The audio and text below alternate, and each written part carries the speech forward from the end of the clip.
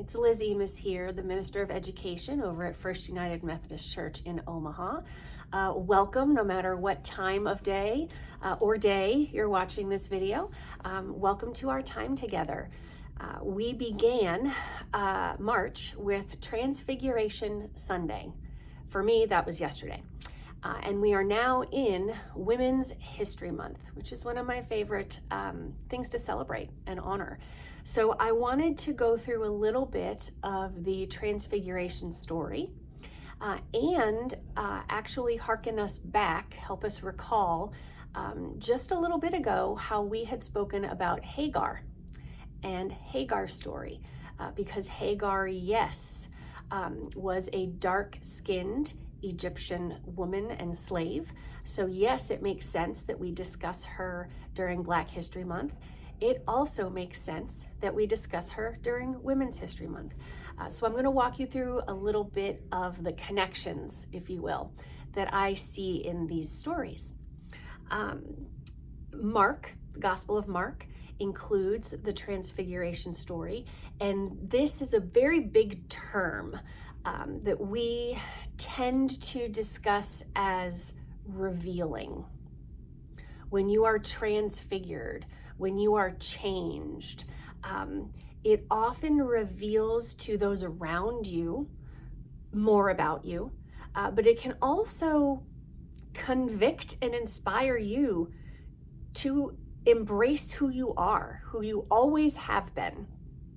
And in Jesus's case, he went up on a mountain. This is our story.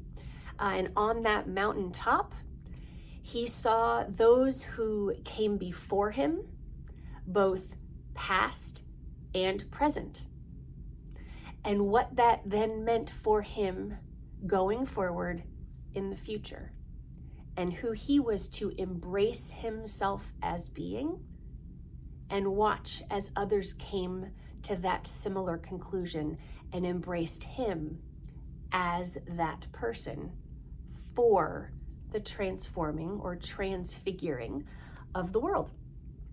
It's a celebratory moment. So let's get into that. I'm going to grab the NRSV Spark Bible. This is the Bible that we use for third graders and up. And in Mark 9, we read, 6 days later, Jesus took with him Peter, James, and John, and led them up a high mountain apart by themselves. And he was transfigured before them, and his clothes became dazzling white, such as no one on earth could bleach them. And there appeared to them Elijah with Moses, who were talking with Jesus. And Peter said to Jesus, "Rabbi, it is good for us to be up here. Let us make 3 dwellings, one for you, one for Moses, and one for Elijah." He didn't know what to say because they were terrified. And then a cloud overshadowed them, and from the cloud there came a voice, "This is my son, the beloved. Listen to him." And suddenly when they looked around, they saw no one with them anymore, but only Jesus.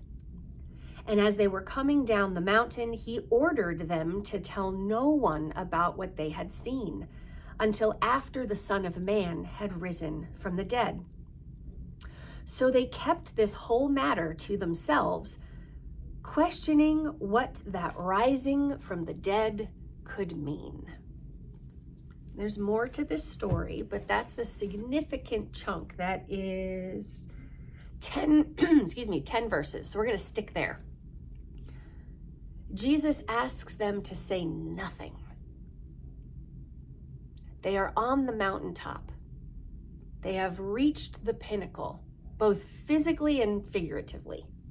And they see something so brilliant, literally brilliant, that they can't look away, and they wish they could just stay there. Have you ever been in a moment with such joy that you wish you never had to leave? Maybe peaceful, calm, and content joy, maybe rush of excitement, the roller coaster ride you never wanted to end, so you want to get back on the roller coaster. Have you ever had a moment of such wonder and beauty that you don't want it to end? I have. I imagine that as painful and as awkward and as uncomfortable and power-ridden it was when Hagar was pregnant, I also imagine that she was overjoyed when her son came into the world. That moment that she didn't want to end. That moment when creation found her. This moment is one where creation met with Jesus. Those who were created before Moses, an ancestor of liberation, of fight, of justice, and of peace. Elijah, a prophet who risked so very much. The past, the present in a sense, because again, Elijah came after Moses, and Jesus, not too shortly thereafter. There was some distance, but not as much between he and Moses. And then Jesus. He shows himself to those he trusts and loves. And God tells those God trusts, believe him. This is who loves you, and this is who is showing you a new path. Who wouldn't want to come down from there? Or who would want? Of course, I'd want to build a house. Let's build a house and have nothing but joy, a dwelling place, right? They do climb down the mountain. I wonder why. In all that ecstasy, why climb down? Because the world is not only ecstasy and joy. The world does contain hardship. And we find out, actually, in the next few verses that they're going to come down and meet with hardship. A father who cannot heal his son and needs Jesus's help. Jesus's friends can't do it. They're asking Jesus's help. There is hardship in the world. There is pain, violence, injustice, erasure, exclusion, silencing. Indeed, that boy can't speak. That's his affliction. There are unspeakable things happening by people speaking way too much. And there are unspeakable things happening because not enough people are speaking up. So Jesus comes down from the mountain, as does his friends. Because you don't stay there for you, you leave for those around you.